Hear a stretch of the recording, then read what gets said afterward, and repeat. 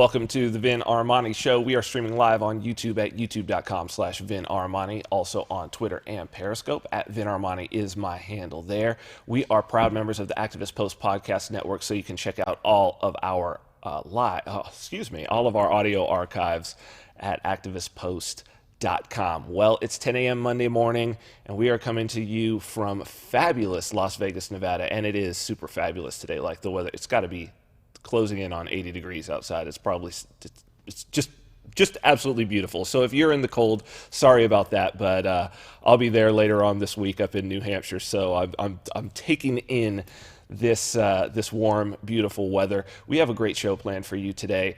Our guest today we're welcoming back David Icke, a man who almost needs no introduction. We haven't talked to him since summer, but last spring, but he has a brand new book out. Everything you need to know but weren't told. And we're going to be talking to him about that book. Also have some great stories for you today. We're going to talk about the state of the statists. We're going to talk about crypto, of course, and then news out of California, which has turned into just a real it's a shithole. So as a voluntarist, I'm going to say California has, and it is my hometown, my home state. I'm a native California, so it's rough for me to say, but God, weird news out of there. So to help us get through all of that today, as always, my good friend, co-host and producer, Mr. Christian Reyes. Christian. Good morning, Vin. Good morning, dude. I didn't like it at first. I didn't want to say it, but then I was like, fuck it. It is. It is. Yep. From a standpoint of liberty, it is a true shithole. It's out of control, dude. Mm-hmm. It's absolutely out. I mean, we're 30 minutes from the border, and it's like, but the weather, you go back. The women, the weather, the weed, right? That was always right. The 3 W's. And it's like, the women have changed. The women are better in Nevada, for sure. But the weather, oh man. But hey, global warming. Yeah, dude, right now it's perfect. Global warming. I like every other, I think this is my 8th winter here. Every winter that I've been here, it's been cold. This time of year, it's like cold. Super cold. Well, dude, it was this time last year here in the studio, it was unbearable. Right. We were freezing. If you go back and you watch the February shows, I'm in a jacket, you're in a jacket. Like it's beautiful. It's absolutely beautiful today. So we've got David Icke. Exciting. He is one of the people who first hipped me to really took me down the rabbit hole. Like it was the first stuff of like learning about like the Council on Foreign Relations and the Trilateral Commission and all of that. And so I'm interested to see that. I mean, I first learned of him and started absorbing his stuff. It's got to be 20 years ago now. Yeah. It's got to be 20 years ago. So it's going to be interesting to see. I want to talk to him about what 20 years has meant to him and how his views have changed, how they've stayed the same, et cetera. He's great. Last time he was on the show, too, it was fantastic. Awesome. It was fantastic. So it's great to have him back. We got a lot of news today. I want to jump into the news. I want to blow through this news because we'll talk about it, of course, as we always do. But it's every single story in here is just like crazy. But the first thing that I want to start out with, because it deals with what we were talking about last week. It's kind of just a recap, and it always happens this way, right? That we talk about something, and those things that we sort of key in on as being these key cultural happenings, I don't know, trends, I guess is really what you would say. Memes, right? Right. These key cultural memes turn out to be like, oh, this isn't an isolated story. I just found this really interesting. I saw this when I got up. It's a Vegas story. We're here in Vegas. It's related to what we were talking about. Because remember last week we dove into sort of that men's club situation. And we were talking about like, as an adult, it's your responsibility to leave. I've caught some grief from a few people about that, but not too much. Most people are like, yeah, like if you want to be treated like an adult, you need to act like an adult, and you need to take responsibility for your own sense of well-being. I guess the one criticism to what I had said about to recap for the people who either didn't hear last week or don't remember, there was a men's only charity event that had been going on for 33 years at the President's Club in London. And this woman from the Financial Times and her friend basically went undercover to uncover the misbehavior of these men. And yeah, they were being naughty. She said that there was groping and this, and that she felt uncomfortable. And basically what I had said was, look, if you're an adult, we know that she went there to try to get a salacious story, but there were 130 women who were hired as hostesses, not to serve drinks, not to do anything like that, just to sort of go and talk to these men. You got to assume some of them are there because that's what they really want to be doing. It's been going on for 33 years, so some of them have obviously worked it before. And some of them probably felt uncomfortable in the situation. And what we said was, look, if you're feeling uncomfortable, you're an adult. Walk out. Nobody's stopping you from quitting this job. Okay, maybe you don't get paid for that night, but it's a matter of, if it's really so uncomfortable, leave. Yep. Right? So that's why I thought this was so interesting. Throw up this Wynn story, because here we go. Today, this breaks.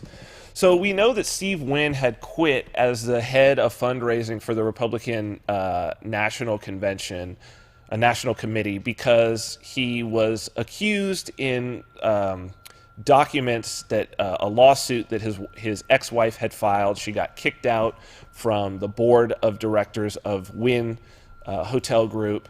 She got kicked out about 2 years ago. She filed a lawsuit. In there, she's bringing up some things. So this is what's starting to come out. This is the headline. It's from the Las Vegas Review-Journal. Las Vegas court filing. Wynn wanted sex with waitress, quote, to see how it feels to be with a grandmother.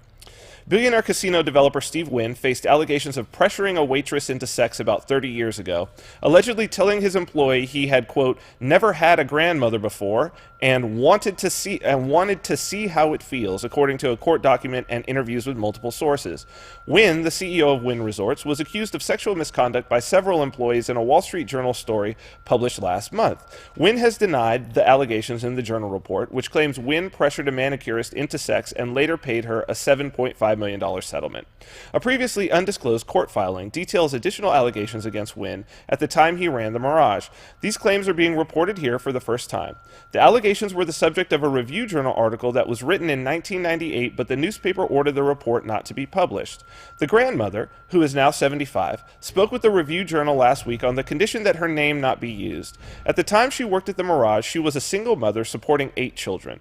Her supervisor told her she had to meet Wynn's demands to keep her job, according to her account and a sworn statement by another woman named Wiggins, last name Wiggins. In the interview, the woman confirmed the details of her interactions with Wynn and said she had sex with him on multiple occasions and endured sexual harassment for about a year beginning in the late 1980s. Quote, I did it willingly because I felt like I had to, she told the Review Journal. I didn't really want to. I was afraid for my job.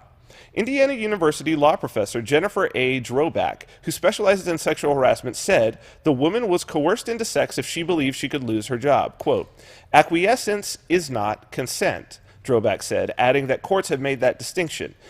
Quote, even if someone goes along, it doesn't mean they're willing and enthusiastic. The woman, who was then in her late 40s, said Wynn made a sexual advance upon learning that she had just become a grandmother. The court record mirrors this allegation. Wiggins said in the sworn statement the waitress tried to rebuff Wynn. You have so many new and young girls to choose from, and having sex with you makes me feel terrible, the unidentified grandmother told Wynn, according to the sworn statement from Wiggins. Why don't you just leave me alone? Wynn reportedly responded that he had never had sex with a grandmother, court records allege. 3 other waitresses who were part of the lawsuit told the Review Journal last week that the unidentified grandmother had recounted her story to them shortly after Wynn allegedly made the comments. I remember telling him I don't like it, the grandmother said last week. Despite her protests, she said the harassment by Wynn continued. Twice the woman said Wynn walked by her and slapped her butt in passing in front of customers and other staff as she was working on the casino floor. That was embarrassing for me, she said.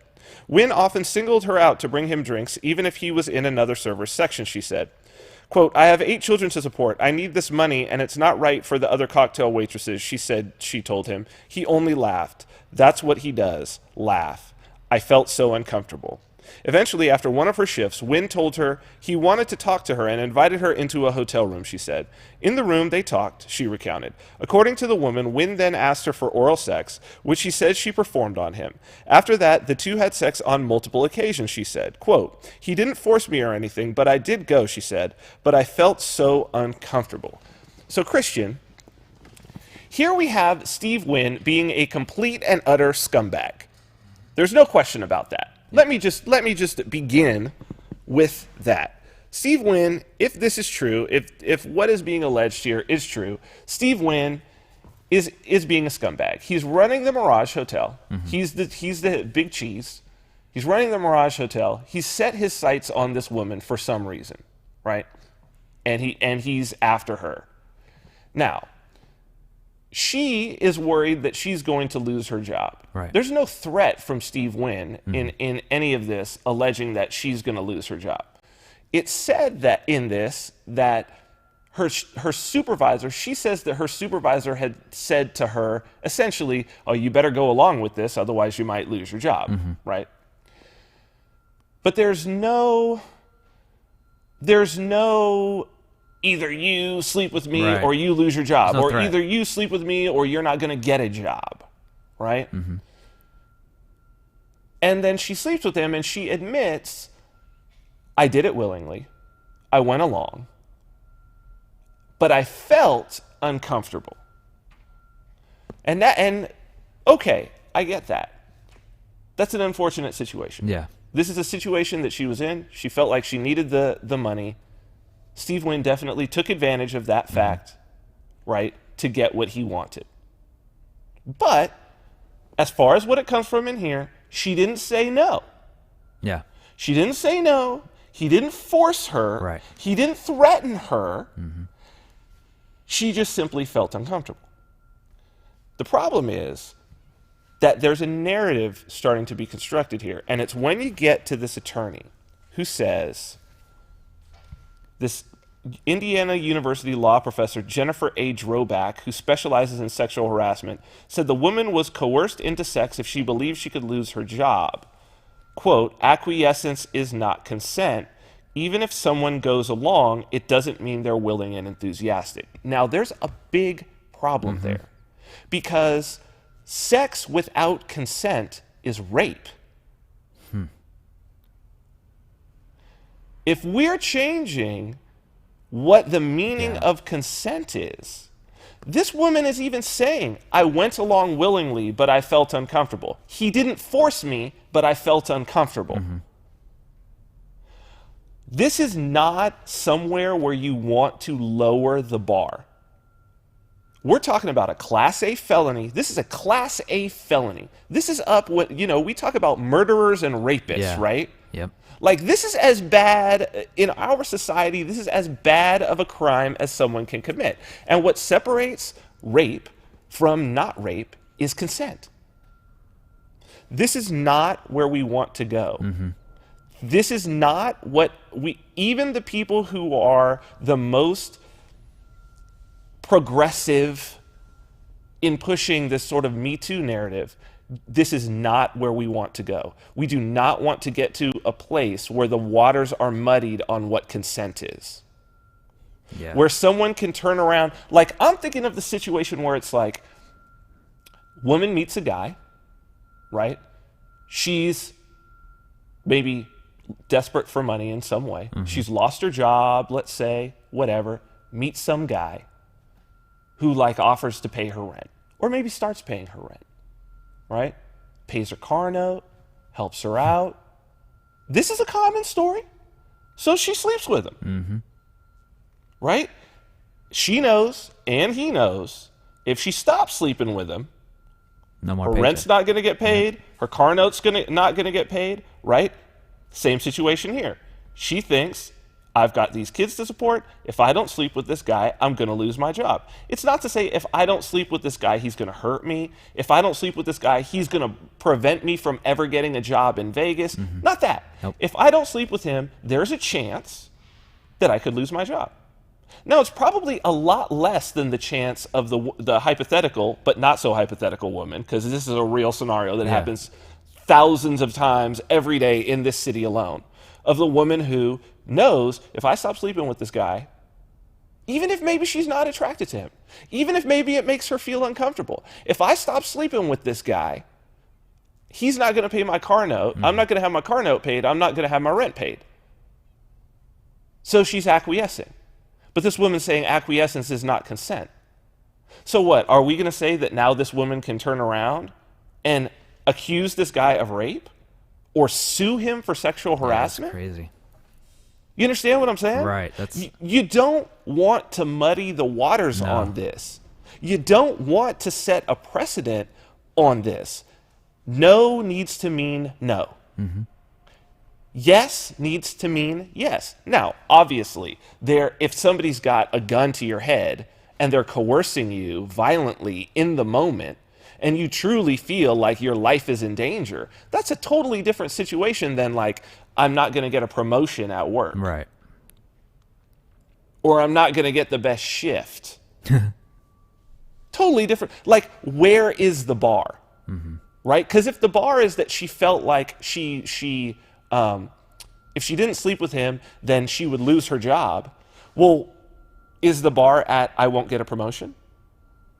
Is the bar at I'm going to get shittier shifts? Where's the bar? Right.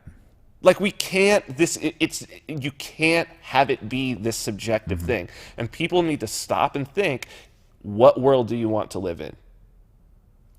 Is Steve Wynn being a scumbag? He's being a scumbag. He's being a scumbag in this situation. He's taking advantage of a position that he's in, and that's a bad thing. Mm-hmm. I'm not in support of that from Steve Wynn. But there are going to be scumbags. Yeah. There are going to be scumbags. It kind of goes with the racism card too. It's like, if you don't want to have that in the world, don't participate in it. That's right. If you don't want to be involved with a situation that may make you feel uncomfortable, or in both directions, either party, just don't do it. Just don't participate in it, period. And it is what it is. Like, if Steve Wynn fires you, then you have a case, you know? Well, if he fires you, which may not have even happened, right? Had she not played along at all, because I guarantee you, if Steve Wynn was doing this, this is going to be a pattern of behavior for this man, and there are plenty of women who said no and continued to work there. Exactly. Plenty, because at the end of the day, he's still a businessman. He's not going to get rid of a good employee just because they don't sleep with him. But if you follow him up to a hotel room and sit there and talk with him, he's going to make a move. Yeah. Yeah. Steve Wynn's going to make a move. I would even go as far as saying the opposite. Like, he would know, okay, I've crossed the line somewhere and I shouldn't be doing that, and it kind of puts him in check. If everybody who felt uncomfortable was like, so basically by not saying no, you're ensuring that he's going to continue the behavior. Mm-hmm. And it's the same thing with what we're seeing with the surveillance stuff. Is of like, course. If you keep saying yes, if you keep saying it, keep allowing these things to happen, and then you turn around and say, "Oh my God, why is this happening?" After you just invited. Oh yeah, now I feel uncomfortable. It's like, well, did you know you were going to feel uncomfortable like beforehand? Yes, but you went anyway. Yes, but you put a Alexa in your house anyway. Yeah. Oh yeah. But I don't like it. But it's like, dude, but you're making this voluntary choice. Mm-hmm. And that's what it comes down to. It's a voluntary choice. If you want the freedom, you're going to have to take the responsibility. Yep. And so let's talk about taking some responsibility if we want freedom, because we've got some stories that are not to be ignored. Let's go to, well, first, let me get into this because it's coming up. Little bit of tiny promo, and then we'll get into this. But we'll talk more about other things at the end. Liberty Forum, just go ahead and throw that up. Liberty Forum is coming this week. If you haven't got your tickets, February 8th through 10, New Hampshire Liberty Forum in Manchester, New Hampshire. NHLibertyForum.com. You could use the coupon code VIN10 for a 10% discount. I'm super excited for this. Interesting tie-in to a later story that we have regarding Facebook and crypto. Ended up affecting New Hampshire Liberty Forum. Crazy. Let's start in on these. News number one. All right. So we have been, I think we've been laying off a bit on talking about where the state is at, and certainly I'm a big anti-war person. That's one of the things that has driven my activism from the beginning, and it certainly informs my voluntarism, the idea that initiating violent coercion on others is wrong and immoral, and therefore, wars, especially wars of aggression, invasions are about the most immoral thing that can possibly happen.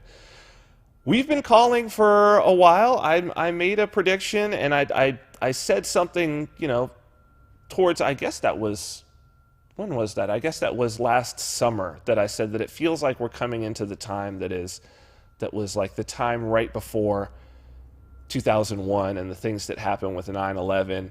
Then we had North Korea come up, and I had even said at that time, I feel like a conflict with North Korea is where it's going to be.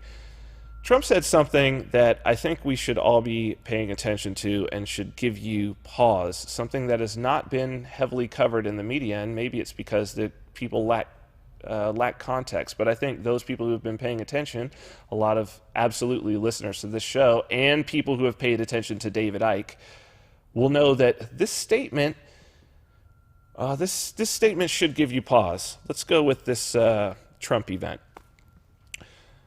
From PBS, Trump says it will be hard to unify the country without a, quote, major event. Hours before his first State of the Union, President Donald Trump said Tuesday that he wants to unite the country amid, quote, tremendous divisiveness, and hopes he can do so without a traumatic event affecting Americans. Trump spoke about creating a more united country during a lunch with a number of television news anchors. Trump said the United States has long been divided, including during the impeachment of former President Bill Clinton. Trump also said that Americans usually come together during times of suffering. Quote, I would love to be able to bring back our country into a great form of unity, Trump said. Without a major event where people pull together, that's hard to do. But I would like to do it without that major event, because usually that major event is not a good thing. The president also said that the country's divisions date back to both Republican and Democratic administrations, citing the scandals that led to Clinton's impeachment by the House in 1998. Quote, I want to see our country united. I want to bring our country back from a tremendous divisiveness, which has taken place not just over 1 year, over many years, including the Bush years, not just Obama. So I want to just jump straight to this, Christian. Don't come back to us. But Trump's talking about this major event. People paying attention have heard this before. Project for a New American Century put out a report referencing a new, quote, a new Pearl Harbor before 9/11 happened. For those who don't remember, just a little clip here. Go ahead and show this Pearl Harbor video. After the cold, I had battle plans drawn to go into Afghanistan, overthrow the Taliban, and launch a full-scale attack search for bin Laden. But we needed basing rights in Uzbekistan, which we got after 9/11. The CIA and the FBI refused to certify that bin Laden was responsible while I was there. No one knew Al-Qaeda existed then. The Western media, however, had already made up their minds. Bin Laden was the bad guy, and from him anything could be expected at that point. On the eve of September 10th, 2001, a full plan to attack Afghanistan with strong support to the Northern Alliance was placed on Bush's table to be signed by the president upon his return from Florida. All that was needed was a detonator to set in motion the operation that would have finally brought America to the strategic control of worldwide resources and the neocons to the realization of their dream. Let's take a step back and read some paragraphs from the final PNAC document, which was published in September of the year 2000. In the chapter called Creating Tomorrow's Dominant Force, we can read, at present the United States faces no global rival America's grand strategy should aim to preserve and extend this advantageous position as far into the future as possible. The United States must retain sufficient forces able to rapidly deploy and win multiple simultaneous large-scale wars. The United States must reposition U.S. forces to respond to 21st century strategic realities by shifting permanently based forces to Southeast Europe and Southeast Asia. The Army's annual budget must increase to the $90 to $95 billion level. Specialized Air Force aircraft, like the J-Stars above, are too few in numbers to meet current mission demand. The Army should accelerate its plans to purchase medium-weight vehicles. The transformation effort must be considered as pressing a military mission as preparing for today's theater wars.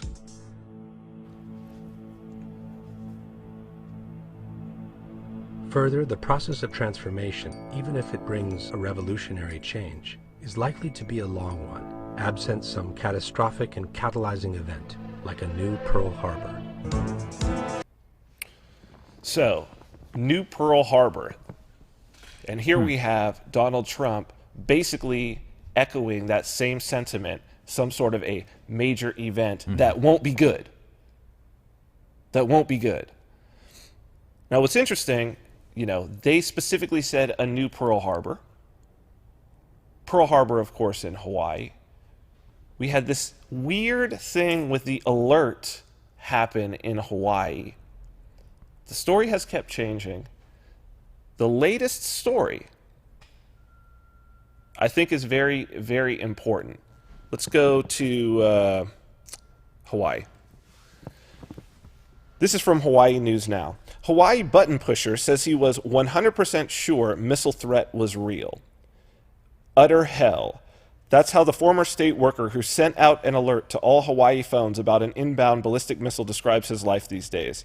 In his first interview since the January 13th incident, the fired Hawaii Emergency Management Agency also sought to defend himself, saying he honestly believed the threat was real and that the state should be focusing less on him and more on the larger systemic issues that led to a false alert being sent out. Quote, I don't think they're prepared for missile notifications, he said. I think the military should handle that, but the point is, no, we weren't ready, and we could have been trained more. It's just a big failure of the system. The man, who asked not to be identified because he has been receiving death threats, said the drill that led him to believe an actual missile was headed to Hawaii, quote, seemed very real because it was unplanned, unannounced, and it was a weekend morning. Quote, I was convinced that it was real, he said, adding that the Emergency Management Agency's state warning point was chaotic in the seconds after the drill started, minutes after a shift change. Quote, I was 100% sure that it was real. The state has acknowledged that the test of Hawaii's inbound missile threat warning system was unusual because it included the words, this is not a drill, but was also prefaced and extended with exercise. State officials have also said that the worker who sent out the alert to phones had a history of confusing drills with real-world events, and that 5 other people at the Hawaii Emergency Management Agency that morning knew that the drill was just that. State emergency management officials have been practicing routine missile defense drills for several months as part of a campaign to better prepare Hawaii for the threat of a nuclear attack, and prior to the false alert being sent out, the missile threat drill had been conducted 26 times before. So, Christian, you'll recall, during 9/11, there was a drill taking place. Right. And as a matter of fact, during a lot of other terrorist attacks, I believe also during Oklahoma City, somebody can jump in the chat and tell me whether or not this is true or not. I believe there was actually a drill the morning of the Oklahoma City bombing that was planned as well. So these drills are a part of something actually taking place. Now, from the beginning of this, they came out and they said, oh, somebody pushed the wrong button. Right? You could put up my tweet on that day. I've been saying this was a false flag from the beginning. I said, error my ass, what? That message is just always queued up and someone hit a wrong button? Purposeful stoking of fear, banging the drums for war with North Korea. And this was the initial one. This was the day of January 13th. So, dude, this guy, it had been done 26 times before, right? But the messaging said in it, this is not a drill. Yeah. No, you don't, like the whole, They admit that the messaging said this is not a drill. Okay? When you're doing a drill, you do not put messaging into the drill that says this is not a drill. Mm-hmm. This is not a drill is for when it's not a drill. The guy says, I was 100% sure that it was real. Well, yeah, because the messaging said, this is not a drill. Mm-hmm. They had done it 26 times before. What I want to know is, did you put this is not a drill? Oh, no, they've actually said that the state has acknowledged that the test of Hawaii's inbound missile threat warning system was unusual because it included the words, this is not a drill. So they'd done it 26 times before. If this one was unusual, then one would have to say, well, usually it did not say this is not a drill. Usually the people could tell that it was a drill. So in this case, this was a psyop, one way or the other. This was meant to be sent to all the people. This was not just meant to be run as a drill for the employees there like the other 26 times. Now, what this was for, I don't know. Whether this was actually testing, whether they're legitimately concerned about it, whether this was actually testing it, my big worry is, see, I don't think North Korea has the capability to actually attack the U.S. with a missile.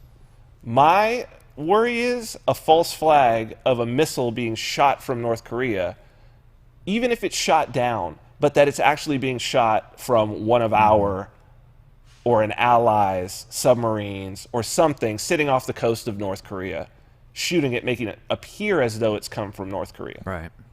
It's a good possibility. I mean, that's Gulf of Tonkin right there. Like, that's, so many wars have started that way. There was, I believe, the Spanish-American War started in the same way with a sinking of a ship. So, yeah, and Gulf of Tonkin didn't even actually happen. It was just like news that something had happened. Oh, shit. So, yeah, this is worrisome. And it's worrisome when the president says, and he slips enough out because he's just not, he's not careful. Right. And the idea I hope I can bring people together without some big event, some big terrible event happening, because I know if there's a big terrible event, I can bring everybody together. Like, maybe you should start getting together. Like, it's typical of Trump, too. Typical Trump, dude. So that's a little worrisome. Something to pay attention to. Something. Look, it's been ratcheting up. I've been surprised that this North Korea thing has not popped off. But I think that the reason why it hasn't yet is I don't think the South Koreans are going for it.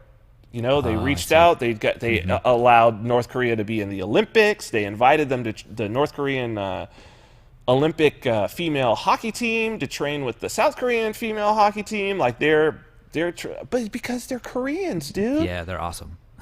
Well, they speak the same language. Yeah. They look across that. They're the same ethnicity. They've just been divided. They were divided 3 generations ago by a war. But it's like East Germany and West Germany. Like, they speak the same language. They're the same ethnicity. They have the same last names. They have family members over there. You know what I mean? It's the same country. Exactly. And I mean, both sides want to see it reunited. Yeah. But one side wants to see it reunited communist, one side wants to see it reunited, capitalist. When I went over there in 2006 or 7, and it was my favorite country by far. The people were awesome. Everybody would say hi to each other. They would open doors for each other. They would start a conversation. They were very welcoming in every way, even though there was a language barrier there. Sure. And actually, something interesting, some of the B-boys that were competing with us, they had to get out of the army somehow to go and compete as a B-boy. And one of the things that they did was they somehow stopped their sweat glands from producing sweat, and so they got discharged from the army. Yeah, it was crazy. So they wouldn't sweat. I That's guess weird. Yeah, I guess from Like ever again? no, from their I want to say their armpits. Like Okay, they yeah, did something, yeah. but it was a medical condition where they were discharged, and they would do that, and then they would go and compete, and art and b-boy dance, everything like that was looked very highly in their culture. Well, they are big on like the aesthetic, right? So like it's a Yeah. culture that appreciates beauty and Yeah. movement, Yep. art and food. And I mean, Korean food, like you go to a good Korean restaurant, like mind-blowingly good, you know what I mean? Very cosmopolitan, like, so it's a shame. It would be a shame to have, and it's one of the wealthiest, South Korea is one of the wealthiest nations Yeah, I could per see capita that. on the planet. So much is produced there. I mean, yeah, it would be a shame. It's really a shame that people are pushing this war on that peninsula. It's a really, it's going to be bad for the whole world. I mean, I'm using a Samsung phone, Right. for God's sake. Yeah, they are about their crafts, dude, and they're like, they don't give a shit about war. In other words, they don't want war. They don't want that shit. They Of want course not. No. Of No. course not. It's not good. It's not good for anybody. So, They did win. They won the world. It was basically what was considered the World Cup of breakdancing or b-boying. They made a feature film. So we did a documentary in 2005 or something like that called Planet B-Boy. I've seen it. They did a feature film off of that. I want to say about 6 years ago or something. Chris Brown was in it and all that stuff. And so the feature film was basically based off of our story, Interesting. the Team USA story. Interesting. And South Korea won. It was last for one. South Korea won the whole thing. They got out of everybody in the world. It was really cool. Really cool That's experience. awesome. That's awesome. Yeah, I mean, it's quite the country, man. It's quite the country. I mean, and they're participating heavily in crypto. I mean, the Yeah. Koreans are huge on crypto as well as the Japanese, which brings us to, and maybe I'll lead it off with this. This was a week for crypto. I had been calling it. Yeah. We had been saying it since December. We did a whole thing on the futures markets. We predicted all of this stuff. And sure enough, it came to pass. The hodlers have been very quiet. It's been so nice and quiet on Twitter. All the trolls have vanished. Partly because I think a lot of those trolls were put there by the banks. Yeah. And now which I said from the beginning, Sock puppets. sock puppet accounts, they vanished. All of the Bitcoin bros, a lot of them are going, oh no. Now they're talking about, oh, it's a crash, and I'm bearish now. I'm selling. I'm not going to buy. I'm blah blah blah. So funny. But let's just take a little look back. When we were saying, don't fall for it. It's institutional money doing this. Let's take a look back at nicer times. And who better to bring us back than, if people haven't seen this, I could watch this a million times. Carlos Matos from BitConnect. Oh shit. Carlos. Hey, hey, hey, hey, hey, hey, hey, hey. What's up, BitConnect? Hey, everybody, my name is Carlos Matos, and I am coming from New York City, New York. Let me tell you guys that I am so excited, I am so happy, I am really so thrilled to be right now sharing this amazing, glorious, super and exciting moment of my life with all of you guys. And let me tell you that we are really changing the world as we know it. The world is not anymore the way it used to be. No, no, no. BitConnect! Wow! BitConnect! We are coming, and we are coming in waves. We are starting, and we are going to actually go all over the world. We are belting the entire world. Let me tell you guys that I started 137 days ago with only $25,610, and right now I am reaching $140,000. Whoa, what's up? And let me tell you that I am actually earning around $1,400 on an everyday basis, 7 days a week. What? I am right now financially independently. I am saying to so many people who said that this was going to be a con artist game, that this was going to be a scammer game. Hey, you're going to lose all your money. My wife still doesn't believe in me. I'm telling him, well, honey, listen, this is real. No. That's a scam.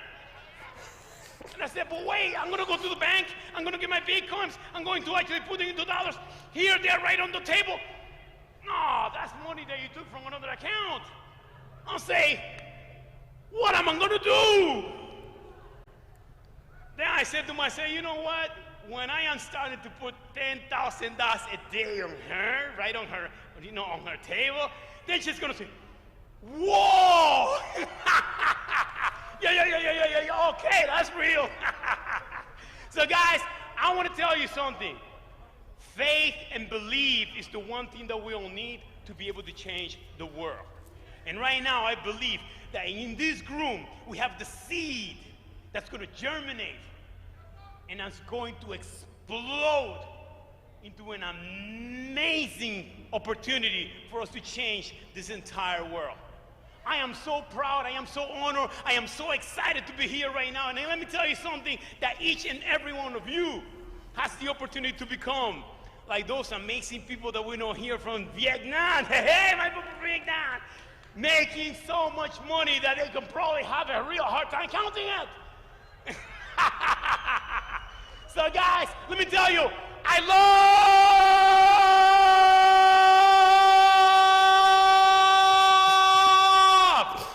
BitConnect! Yes! Thank you so much, Carlos. Thank you so much, Carlos. Thank you so much. You know, it's like, it's funny, and of course, that, you know, this video, a lot of people have seen this video, and it's been remixed into songs, all kinds of memes. all kinds of memes. It is because it's kind of like, you know, when they do the movies that are about like tragic events that happened. Mm-hmm. Like, if it's like 9/11 or it's like Titanic or something like that, and it's tragic because you're watching, like, you know, the mother like walking with her child. Oh, they stop as the little balloon goes up. Oh, isn't it sweet? And then all of a sudden it's like, like shit blows up. That's kind of what that is. That it's like, oh, Carlos. His wife's like, no, that's a scam. So, let's talk about where we're at. Let's talk about where we're at with BitConnect. Let's go to BCC Close. This is from a couple weeks ago. On the 16th, BitConnect closes exchange as states warn of unregulated sales. BitConnect said it's closing the company's cryptocurrency exchange and lending operation after receiving 2 cease and desist letters from state authorities for the unauthorized sale of securities and suffering from denial of service attacks. The Texas State Securities Board and North Carolina Secretary of State Securities Division warned that the firm isn't registered to sell securities in those states, the company said on its website Tuesday. BitConnect offered to let people receive interest on their digital coin balance by lending or investing their capital.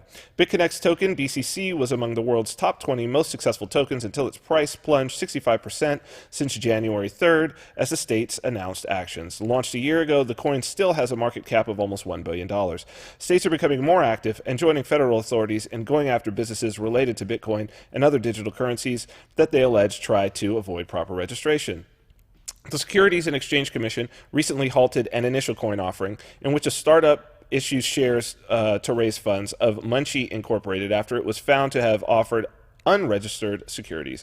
BitConnect.com will continue to operate a wallet and a news site, it said. Well, that's what it said. Let's look at what the chart did that day. Oh, boy. Oh, boy. Wow. January 16th. Well, we start the day off around over $300. 320, over $320 is the high. The news comes in that, oh, that's a scam! And by 4 p.m., we are at about 20. Wow. So Carlos, who started with 25 something,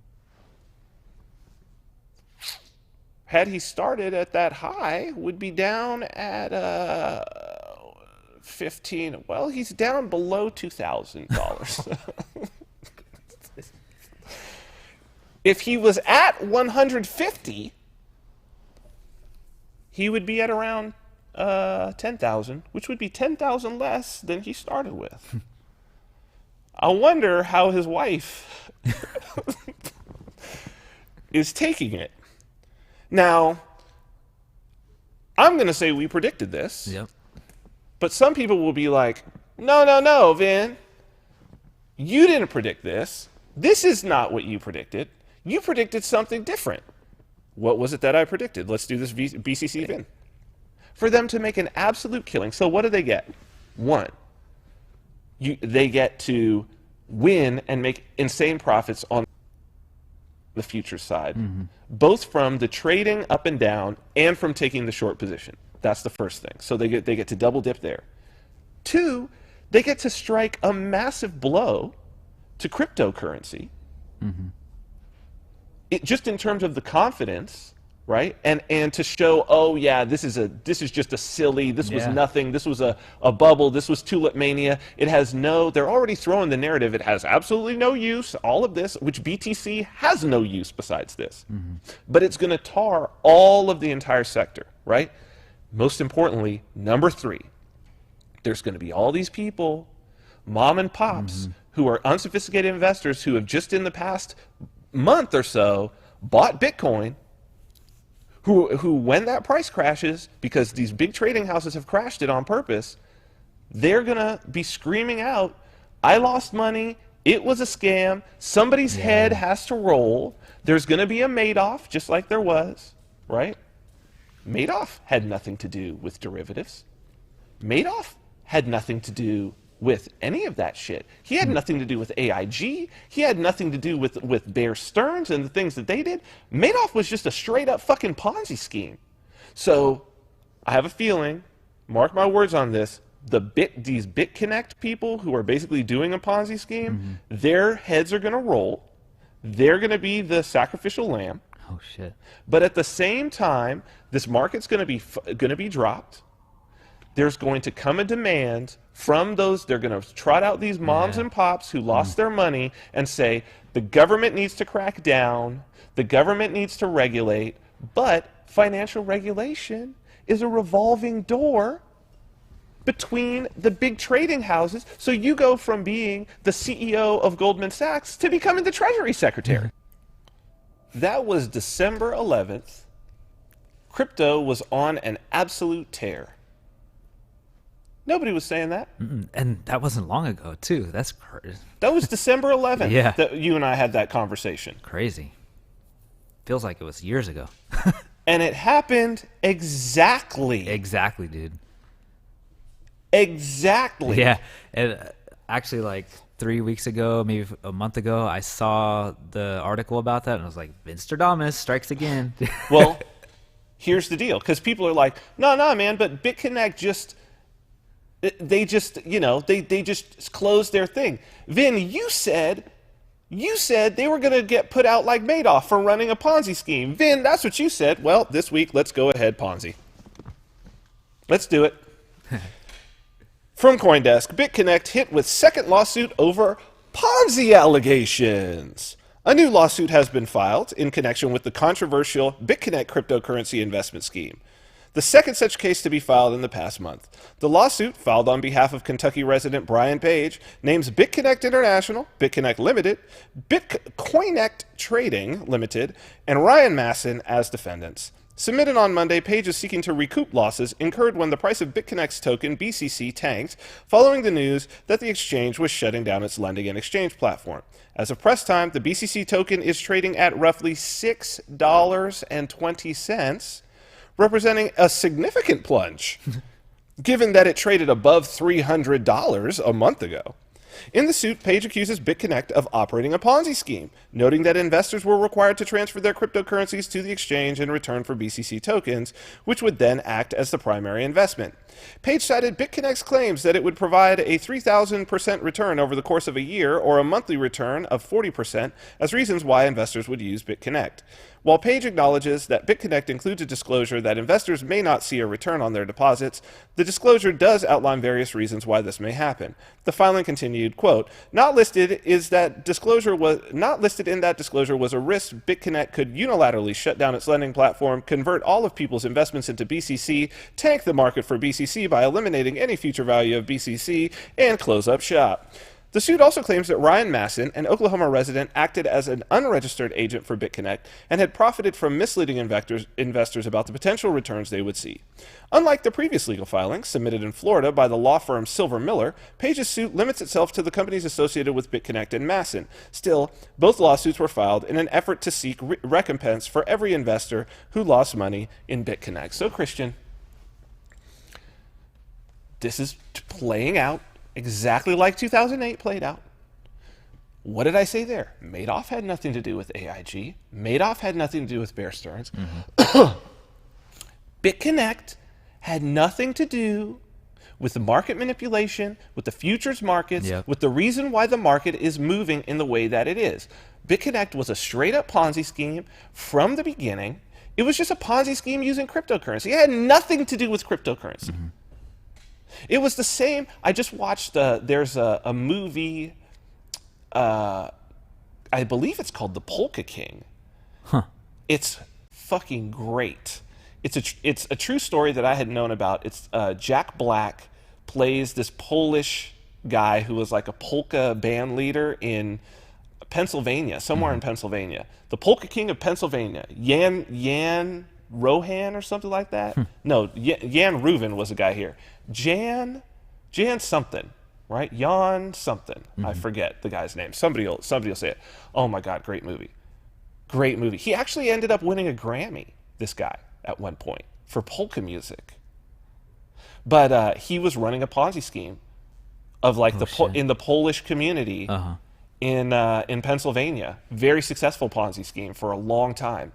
And it's just the same thing. It doesn't matter how you frame it. If somebody tells you you will make a 1% per day return, a 1% per day return. That means if you have $100,000 in there, you're gonna make 1,000, 30,000 a month. And if you leave it in there and compound it, you end up making even more. It's like, dude. Come on. No, you're not. No, you're fucking not. No. But unsophisticated investors. And so now here comes the narrative, right? Because this is what it's all about. It's all about regulation. Because why? Because the banksters are the regulators. So what do we have? It's going to start culturally. It's going to start in the ways that it can start fastest, right? So first you've got to bring it into the culture. So it starts in private industry first, private industry doing their thing. And then, all industry is doing it, now government needs to do it as well. This is how the narrative works. Let's throw up this, where's the credit card thing? Here we go, credit card. JP Morgan, this is from Business Insider, JP Morgan, Bank of America, and Citigroup are banning customers from buying Bitcoin on their credit cards. By the way, Lloyd's also came out, Lloyd's UK, HSBC also came out doing this yesterday night. U.S. banks are queuing up to stop customers from buying Bitcoin using credit cards as wild price swings continue on the biggest cryptocurrency. JP Morgan Chase and Bank of America both said last night they will ban the practice, according to CNBC, which could leave customers chasing the big price rises, which Bitcoin has seen over the past year with big losses. Citigroup also joined in the ban, according to Bloomberg. Credit card providers, which allow transactions with cryptocurrency exchanges, could be left exposed to higher risk than usual because of the massive volatility of the assets. Yesterday, the price of Bitcoin, this was a while back, but falling below the 8,000 mark for the first time ever since November, after rising almost as far as 20,000 in December amid a broad fall in dollar values across the major cryptocurrencies. Let's just, on the cover of this, Jamie Dimon, CEO of JP Morgan Chase, just to show you how this works, was formerly on the board of directors of the New York Federal Reserve. Obama's Treasury Secretary, Tim Geithner, was the head of the New York Federal Reserve Bank. It's the same guys. Crazy. The guys making the laws and the guys breaking the laws and the guys taking the loot Yeah. are the same guys. Same guys. Shocking. Shocking. And then we have the Facebook ban. FB ban. Throw that one up there. Facebook is banning all ads promoting cryptocurrencies, including Bitcoin and ICOs. This is from Recode. It's an intentionally broad policy aimed at stopping scammers. Facebook is banning all ads that promote cryptocurrencies, including Bitcoin, in an effort to prevent people from advertising what the company is calling financial products and services frequently associated with misleading or deceptive promotional practices. That means no advertiser, even those that operate legal, legitimate businesses, will be able to promote things like Bitcoin and other cryptocurrencies, initial coin offerings, ICOs for short, or binary options, according to a Facebook blog post. That also means that crypto genius James Altucher, whose ads have appeared all over the internet and have become a meme of sorts for the entire crypto industry, won't be able to advertise on Facebook. Ads that violate the company's new policy will be banned on Facebook's core app, but also in other places where Facebook sells ads, including Instagram and its ad network, Audience Network, which places ads on third-party apps. Quote, "This policy is intentionally broad while we work to better detect deceptive and misleading advertising practices," wrote Rob Leathern, one of Facebook's ad tech directors. "We will revisit this policy and how we enforce it as our signals improve." Well, let me give them a fucking signal. Because let's look at what's really being banned. Let's give them a signal. Because it's like, okay, we're just going to ban. So what I've been hearing coming from people is like, oh, I tried to put something up where I was just talking about cryptocurrencies. Yep. Banned. You can't even use the word cryptocurrency in a messenger. Oh, well, dude, check this out. Throw up this Sorens thing. So this was a tweet from the founder of the Free State Project. Wow. Founder of the Free State Project said, Facebook is now blocking all ads, even for events that contain the word blockchain. Jesus. Causing problems for New Hampshire Liberty Forum. So New Hampshire Liberty Forum can't advertise because in the ad, one of the topics that is going to be discussed is blockchain technology.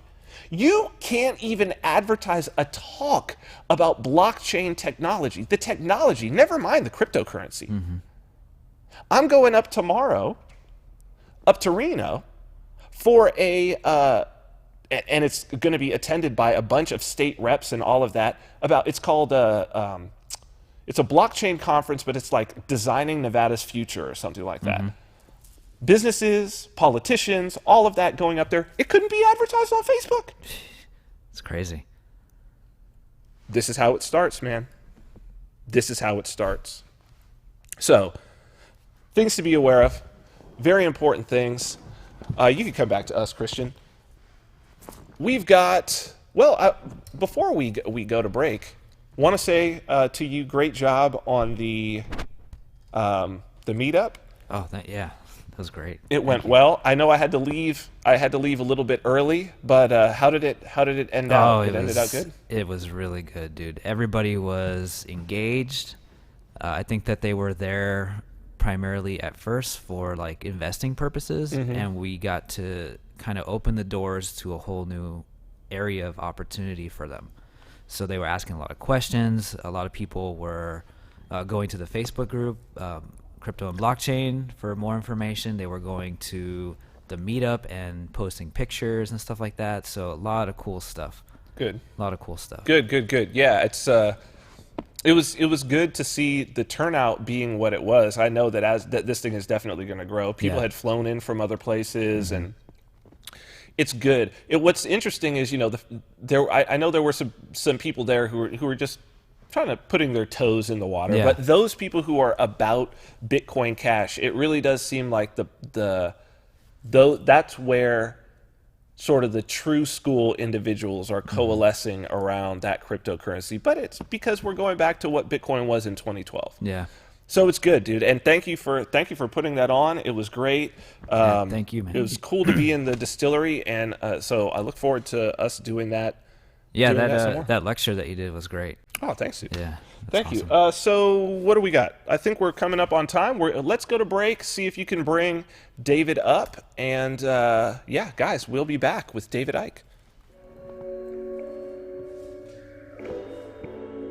The spirit of art. The spirit of technology. The spirit of individuality. Baby Vodka. An ultra-premium spirit conceived by Vin Armani. Handcrafted and distilled in Las Vegas by master distiller George Rotz. Each bottle, a celebration of the individual, custom engraved and hand-signed by the creators. Each element blending in harmony to create a beautiful experience beyond imagination. Baby Vodka, the spirit of Vegas. Created by Vin Armani. Tailored by Christian Rays. Available for purchase exclusively with cryptocurrency at babyvodka.com.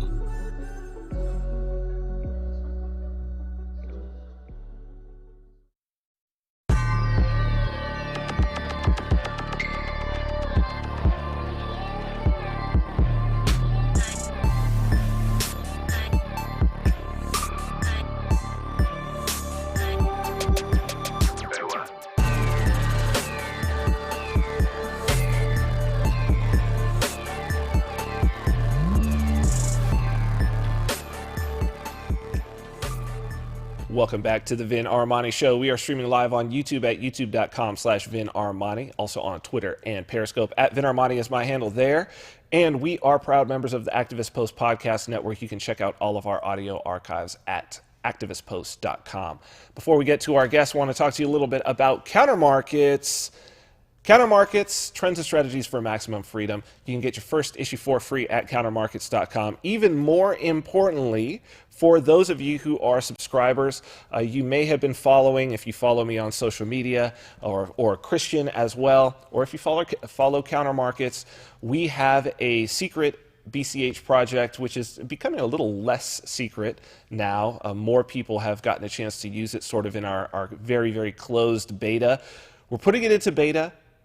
Beta testers are going to get a chance to check it out, and the first beta testers in this private beta, we are only releasing it to our Counter Markets subscribers. So this is your great opportunity. If you have not yet checked out the newsletter, if you're interested in trying this thing out, one of the coolest products, it's novel, it's useful. Basically, send Bitcoin Cash to any phone in the world. No internet needed, no smartphone needed. Yes, it's true. It actually works. It's great. Christian's been using it. I've been using it for the last month. Engineered by yours truly and put out by the team at Counter Market. So something that we're very, very proud of. Also, the brand new newsletter comes out today. So what a great time. If you have been waiting, this is a great time to do it. Of course, we accept cryptocurrency. So we're waiting for you. Counter Markets, countermarkets.com. Get your first issue for free. And with that, I'm going to go to our guest for today, David Icke. David Icke is an English writer, public speaker, and former media personality, best known for his views on what he calls who and what is really controlling the world. Describing himself as the most controversial speaker and author in the world, he's written many books explaining his position dubbed New Age Conspiracism and has attracted a substantial following across the political spectrum. His 533-page The Biggest Secret has been called The Conspiracy Theorist Rosetta Stone. His new book is entitled Everything You Need to Know But Have Never Been Told.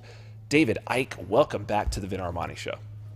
Thanks, mate. I'm not sure about the New Age conspiracy theorist and all that stuff. I mean, that's what the media call me. It's not what I call myself. How are you, anyway? I'm good. I'm good. I'm good. I've been looking forward to this discussion. I was telling Christian earlier on today that if I look back, I think you were the person that sent me down the rabbit hole first. And he said, "Yeah, me too." The first time that I had heard about the Trilateral Commission, and the first time that I had gotten an understanding of the sort of pyramidal structure of the elite. And so, of course, we've been following you. You're a thought leader and sort of the godfather of the red pilling, if you will. So, I want to talk to you about your new book. But I want to, before we do that, if we can. This is many books for you now, and a long time in the public scene. I'm wondering, before we discuss the things that are in this new book, if you take a look back on your views, the things that you've understood, the things that you've communicated, I'm really interested to know, what are the things that you feel like, or if there's anything, that has evolved or changed the most?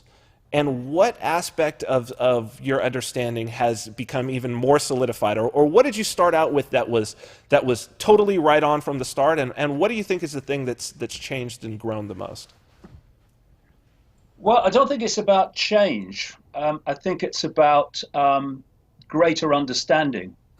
So when I started out in the early 1990s, I was looking at the manipulation of the world in the world that we see.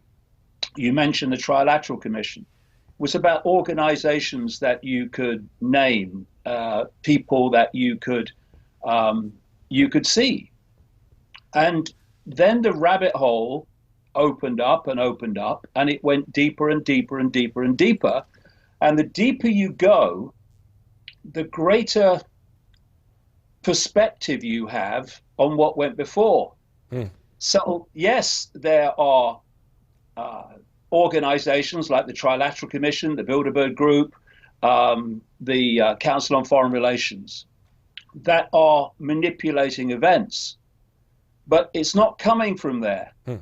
There are corporations, of course there are, that are manipulating events. And it's at that level that what you might call the progressives stop.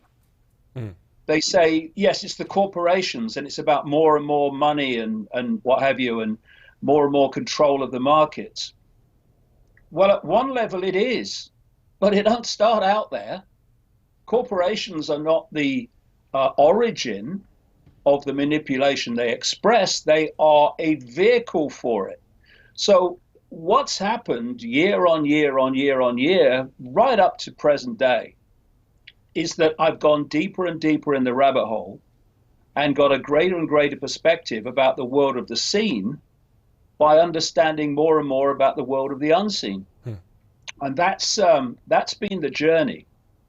So when I look back, I wouldn't say I'd change anything from what I was saying in the early 1990s, but my goodness me, today I would add enormously to it in terms of perspective and where the world of the scene operates when you see what's really behind it. And in terms of the core of it, as you kind of indicated earlier, I would say that it's basically come together, my understanding of how all this works, in one word: perception. This is the stadium on which, or within which, it all plays out. It's a question of who controls our perception. Do we do that, or do external forces manipulating our perception via manipulating information control our perception? Because from perception comes everything. What we will support, won't support, what we'll do, what we won't do, what we'll challenge, what we won't challenge, what we'll accept, what we won't accept. All this comes from our perception of the situation. And if you break this down, what we're looking at in multiple levels is the hijacking of human perception. Everything from how the Syrian catastrophe really came about, for instance, and the Libyan catastrophe, and the Iraqi catastrophe, and world events and banking crashes, right the way through to the hijacking of the most important perception of all, and that's the perception of who we are and the perception of the very reality and world that we think we're living in. And so that's my focus. It's saying to people that the reason the world is as it is that humanity individually and collectively has had its perception of everything hijacked and replaced with a fake version of what is. And therefore the answer to overcoming that and the consequences of that is to take our perceptions back. And that's the dynamic that I'm most focused on now. And it's because it's about perception that the focus in the conspiracy is so much upon the control of information. See what's been happening, as you well know, in these years that have recently passed, is that the alternative media in all its forms has challenged, thanks to access to the internet, has challenged the prevailing narrative from which people get their, here we go again, perception of everything. And what has happened, of course, is that people have looked at this other way of looking at self and the world and reality, and they've gone, hold on a minute, this makes more sense than I've been told before. And what's happening now is that that beneficial part of the internet is now being targeted with suppression, oppression, censorship, because they are desperate to stop any alternative narrative to that which would otherwise be the only source of perception that people would have. Okay, so let's talk about, maybe we can step back before we get into the everything that we need to know but have never been told. Okay, let's step back a little bit, because it's intriguing, and I don't know that I mean as I'm looking back now, I don't know that I've ever seen you delve into this particular question, but the question of if we are returning to where we were in terms of regaining our perception, where was the place where as either a species or the majority, when was it that we lost it? If we were coming from somewhere, when did we lose it, and what was the mechanism by which it was first sort of wrested away from us? Well, that's a kind of long story, but as brief as I can. A force, an external force to humanity, if you like, has hijacked our perception over a long period of time. I mean, how you break it down into our version of time is quite a challenge, but thousands and thousands of years. This force, which goes under various names in the ancient world, but all of them are talking about the same force, has manipulated humanity to the point where we have completely lost touch with who we are. And this has been done by focusing our attention. There are many various ways it's actually been done, which I go into in detail in the book. It's basically focused our attention on the 5 sense level of reality. Now we are, I would suggest, if you say who are we are awareness. We are a state of awareness. We are a state of being aware. When people have near-death experiences and leave the body, and they talk about suddenly being able to to experience multiple realities in the same moment, in the same now. That's because what's happened is that that awareness has withdrawn and been freed from this biological computer we call the body, which focuses our attention on a tiny band of frequency, which is so small, visible light, it's almost laughable. And if that's attention, that focus of the way we perceive the world only stays in the five senses, then what happens? You see yourself only as your labels, as your name, your life story, your race, your religion, your income bracket. You see yourself in five sense terms as little me, as apart from everything else, as someone who has basically no power.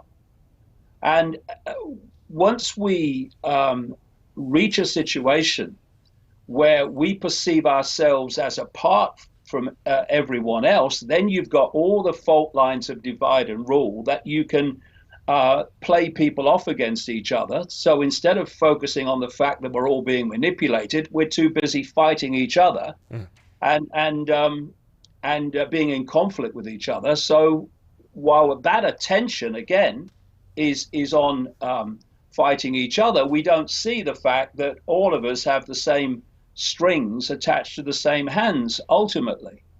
And so if you're going to focus people's attention in the five senses, you have to sell them a version of reality, which is what's sold through mainstream science, that this world is physical and solid, that we're basically a cosmic accident that came out of nowhere, somehow get consciousness at birth and then die and the consciousness disappears and that's the end of it, 70 years and 10 and that's it. That there's no rhyme or reason for it, that there's no really much point to it. And therefore, with that perception, people see themselves as, like I say, little me, and they don't think they have any power over their lives or any power to impact upon their lives. And so when you're in that situation, what do? You look for people you think do have power, who do know better than you do, and so you give your power away to those you think know more than you do, which are the academics, which are the scientists, which are the people that run the system and the administrators, etc., etc., etc.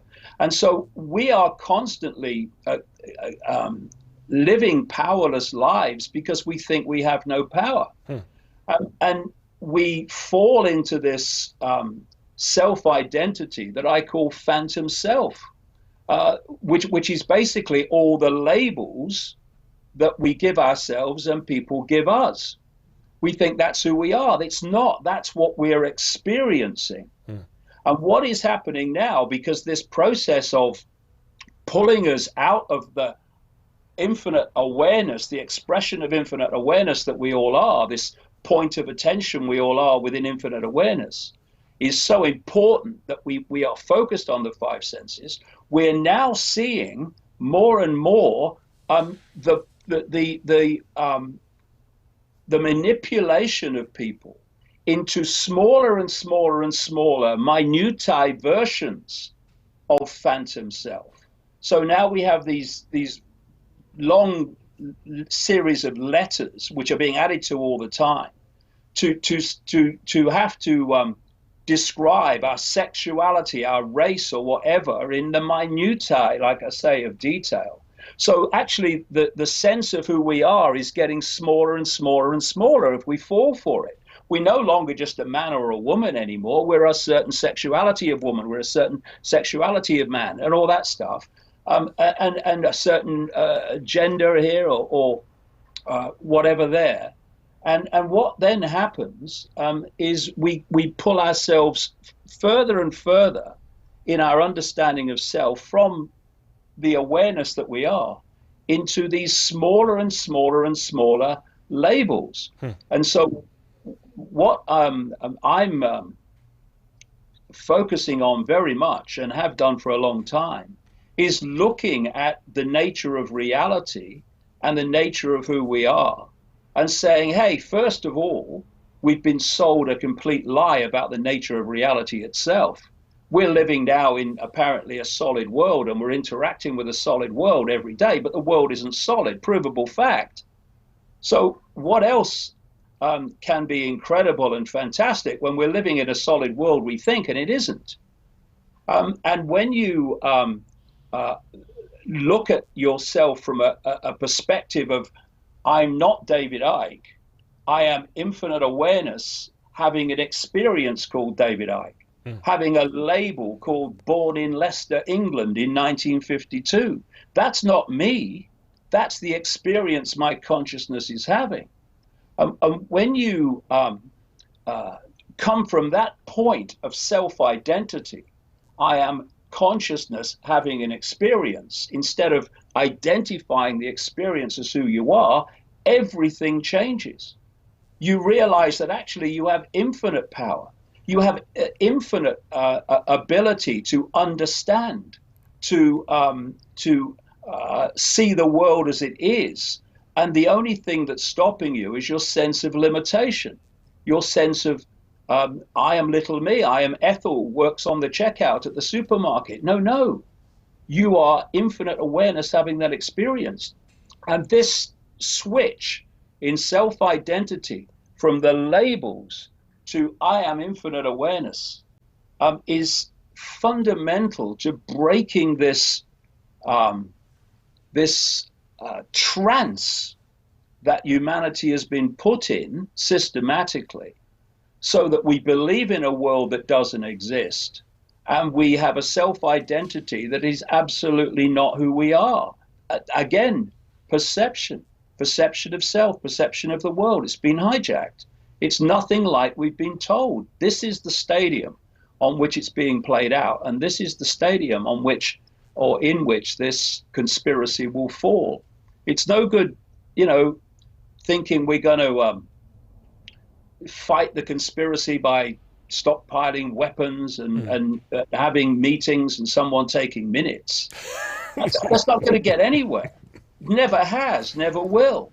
How many revolutions of that kind have ended up with people in power pretty much like the ones before? Right. It has to be a revolution of perception, right. A complete transformation of self-identity and an understanding of the world we live in and how we interact with it. That's where the answers lie, and nowhere else. You saying this is putting a new perspective, particularly this concept of the phantom self, is putting a new perspective for me on, taking a look at social media, where social media stands. More than anything, it's people are labeling themselves onto really, truly arbitrary things. How many likes they have, how many friends they have on something that platform's so not real. I'm a software developer, so I actually know what the code and the database structures actually look like that create a social network. And it's code. It's completely abstract. There's nothing there, and yet these people are basing their whole lives on it.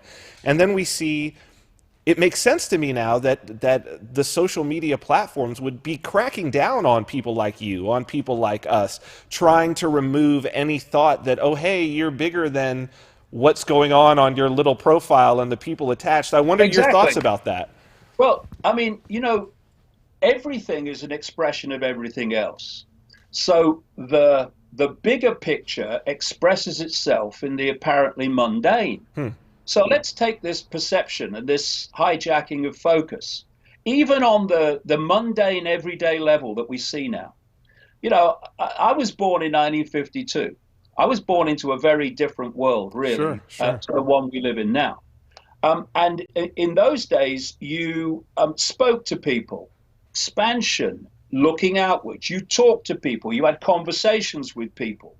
And there was a lot of discourse because there wasn't the technology to hijack that discourse. Okay, so people did look more outward then.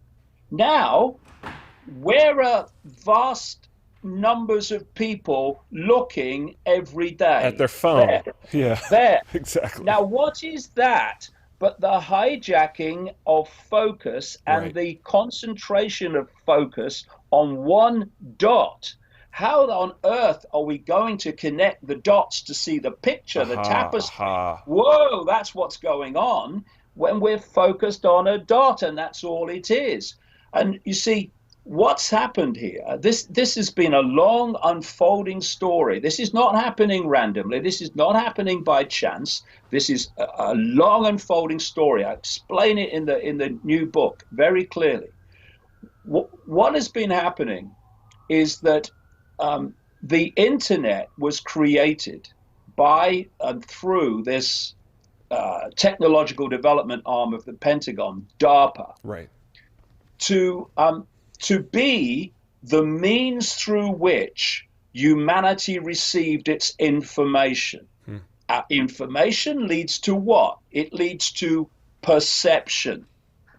So we had newspapers, we had local newspapers, we had national newspapers, and we had local radio stations in Britain and what have you that were at one time independent. But what's happening now is the media is being vastly concentrated in terms of power, to the point now where it's a handful of corporations owning the lot, but also it's being moved. It's being moved away from mass communication we had before in terms of television and newspapers, and it's being focused on the internet. And therefore, it's allowed giant corporations, I would strongly suggest, controlled by DARPA, etc., like Facebook, like Google, increasingly Twitter. Sure. And it's focused where people get information from in the hands of a few corporations on the internet through the phone. So this has now given them power, because you cannot algorithmically censor a newspaper or these other forms of media, censored as they were, yes, but you can't do it algorithmically. Now you can. Now you can control what people see and don't see simply via codes without any human involvement. And this is what we're seeing now. It's basically been this: make the sources of information in the hands of a few corporations on the internet, and once you are closing in on a monopoly, then you start censoring what people can and cannot see. You make sure it's a private corporation, because then when people complain about the war on freedom of speech and the fairness of communication, they say it's a private corporation, we can make our own rules.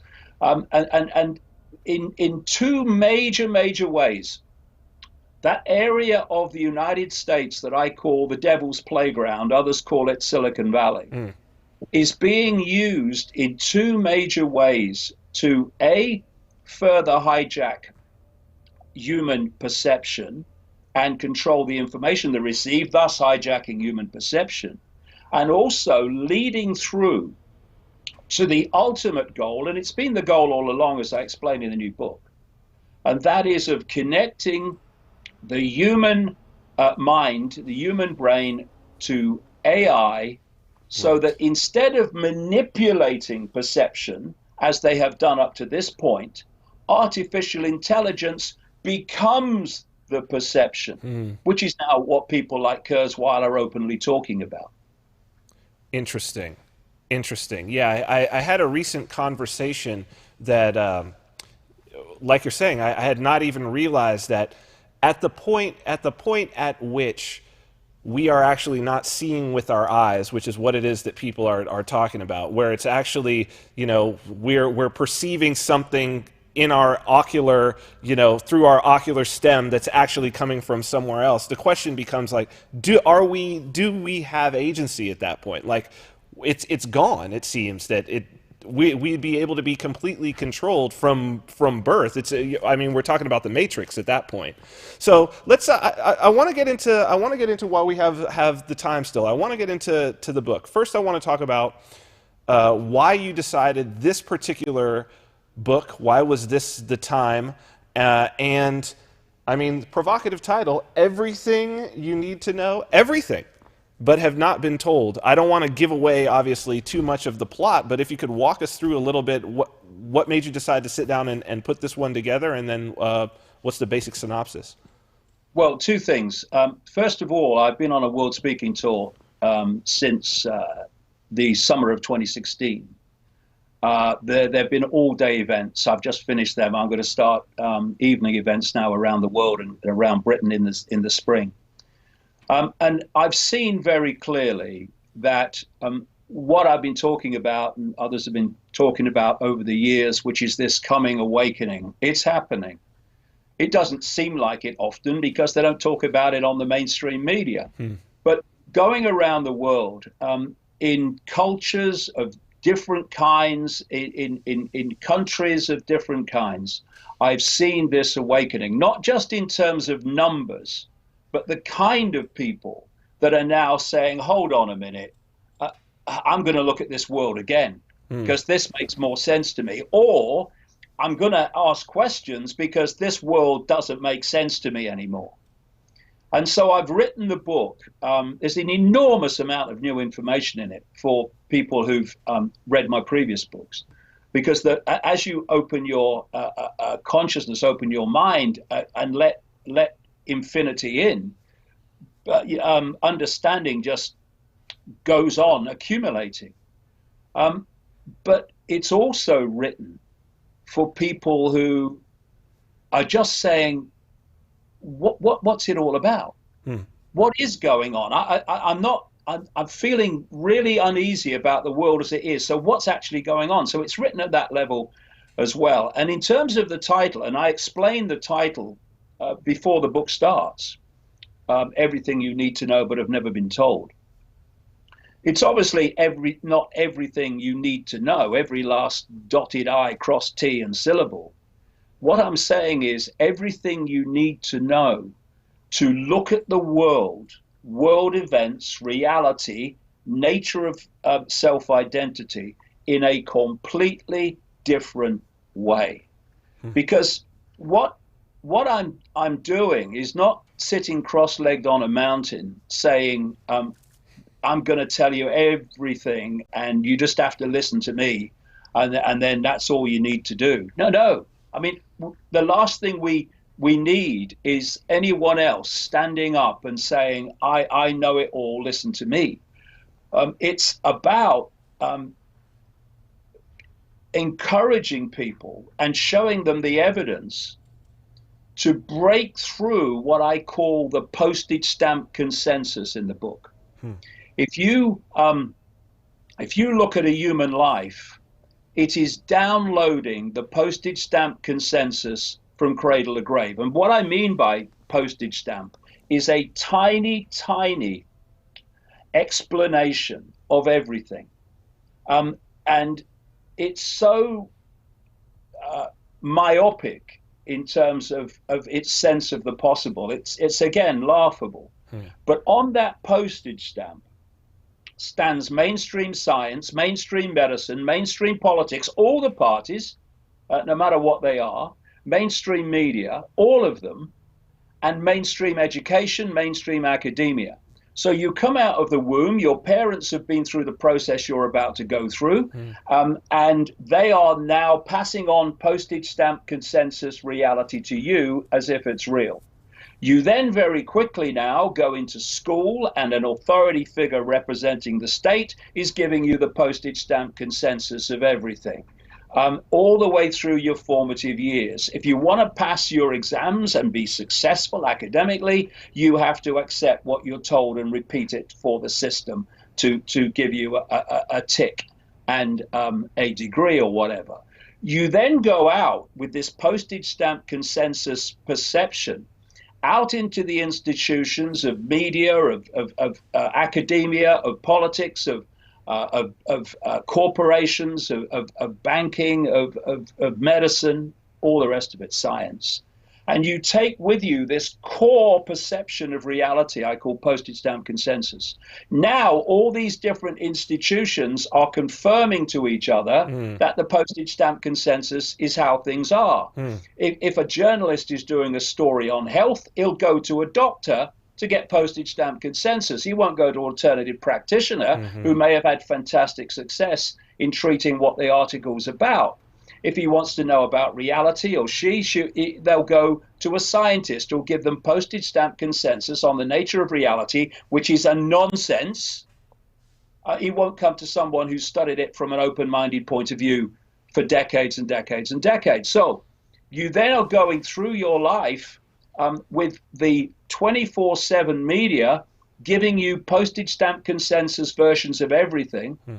And at the end of that, you drop into a hole in the ground or whatever, having completed a lifetime of downloading a nonsensical, myopic version of everything.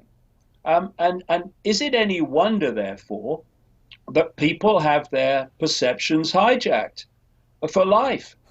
And what also happens, of course, the other big part of this tyranny, this perceptual tyranny, is that those who've accepted the postage stamp as their reality then give a hard time, ridicule, or abuse to all those who are questioning the postage stamp and stepping off it. I mean, I stepped off it a long time ago and I started sprinting, and I'm still sprinting because it's a nonsense. And when you step off it and you look at the evidence that's there but never gets into that mainstream myopia, it's incredible what is already known about things that people never ever hear about. So what I'm doing in the book is saying, hey, look at all these other explanations for all the things you've been told about before, and look at all the evidence to support the fact that you've been lied to all your life. And it has an incredible effect on people, because suddenly the walls come down and people see for the first time what's actually been all around them all along, but they've not seen because their focus of attention has been focused on the postage stamp perception of everything. You don't become a teacher unless you teach the postage stamp. That's right. You don't become an academic unless you teach the postage stamp. You don't become a doctor unless you treat according to the version of health of the postage stamp, etc., etc. This is why it's a tyranny. It's a tyranny of perception, and we have to challenge it. And that's what I've been doing for 30 years, and that's what I'll be doing for a long time yet. So speaking of challenging this sort of hijacking of perception, and you having been at it, you having woken a lot of people up, myself included, throughout the years, and in meeting people, I mean, now you just got off a tour, you're going on another tour, you've been doing this for decades now. As you look at people waking up, and as you have this experience of helping them to wake up and of walking with them on that journey as well, do you think would you say that it's harder now, or is it getting easier, or is it getting more difficult? In other words, what I'm asking is the programming stronger now, or is our ability to wake people up matching that? Is it stronger now, or was it stronger back then? What do you think? Well, full enough, I think it's a bit of both. I've got someone coming to interview me later in this week about sport. I used to be a goalkeeper, and when I played in goal, we used to wear gloves when it was wet to try to get a grip on the ball, and they were absolutely useless. Today they have gloves with latex that are like fly paper. You couldn't drop it. So you'd say that, well, goalkeeping's got easier. But actually, the ball now moves around a lot more than it did, so goalkeeping in that sense has got harder. So it's a bit of both, just like that. In the years when I started, for instance, there was virtually no one talking about this, and you were the strange one. I mean, I remember coming and speaking at some of these whole life expos in America, when I first started talking about it. And I was the strange conspiracy guy from England who was put on at 10 o'clock at night when everyone had gone home. So in that sense, it was more difficult because fewer people wanted to know. And there were fewer people that you could actually talk to and have a conversation with. Today, that's changing. More and more people are questioning. It's massively been my experience in the last 18 months. And therefore, it's easier because there's more people to talk to. But again, goalkeeping gloves, moving ball about, it's harder in the sense that the programming is more intense than ever because it is, more and more done technologically, and people's attention is being hijacked technologically, but also, and this is a crucial point, is that the colleges and universities have been hijacked, that word again, perceptually hijacked, to the point where this so-called political correctness, which is nothing more than manipulating the target population to silence the target population, of course, is making it more and more challenging for people just to speak their opinion. I mean, when I started out talking about this stuff decades and decades ago, you would get ridiculed and people would dismiss you. But now it can get more serious than that. You can lose your job. You can get vilified because you say something that is so-called politically incorrect when you're just speaking the truth. Because the way it's gone, we live in a post-fact society. Facts don't matter anymore. Right. What matters is people's personal view, which is not actually, when you break it down, their personal view. It's the view that they've taken off the shelf from the system and just believe it's their personal view. And we've got this incredible inversion now in which the so-called progressives, the so-called liberals that aren't, have become the tyranny. They talk about anti-fascism, stop the fascists. And then they do what the fascists did in Germany, which was burn the books, shut down the meetings of people that were saying something that challenged the Nazis or something different to what they were saying. Because every tyranny, I mean, as we talk, of course, the dots connect all the time, and we come back to what we were talking about earlier. Every tyranny wants to hijack information. Right. Everyone, whether it's communist, whether it's fascist, they're just expressions of the same mindset anyway. They want to control information because then they control perception. And what has happened now is that through the hijacking of the colleges and universities, which are producing the decision makers of tomorrow, we have people so bewildered, so lost, that they perceive themselves to be liberals standing for freedom and diversity when they are destroying both by destroying the ability to have a different opinion to theirs. And so, again, there are some things like that that make it harder today, but some things that make it easier in the sense that there are more people who are willing to listen. So we have a pretty young audience. Besides, we're talking about the youth here, definitely, when we're talking about what's going on in. We've got some crazy honking going on outside. When we're talking about what's going on in academia and certainly in the universities, which I agree absolutely wholeheartedly. Besides going out and getting the new book, Everything You Need to Know But Have Never Been Told, if for that young person who may be finding it a bit difficult and who's saying, David, I agree with you, but concretely, what's some place for me to start on this journey, besides going and getting the book, what would you say to them is the most important thing for a young person confronting the world as it is now to try to break out of that postage stamp, to try to come free?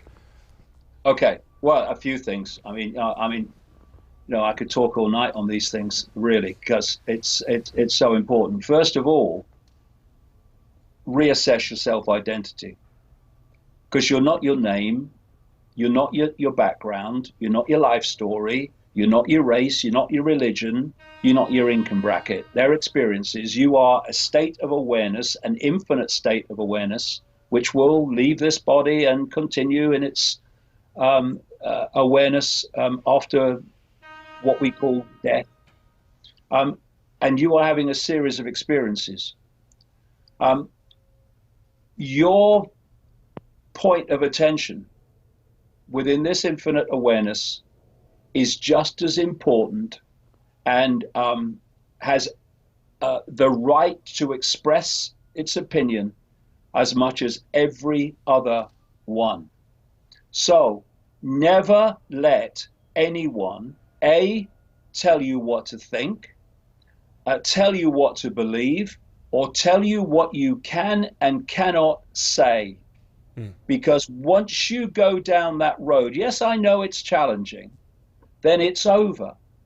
Because if we allow this ludicrous state of being offended to trump freedom of speech, then it's over.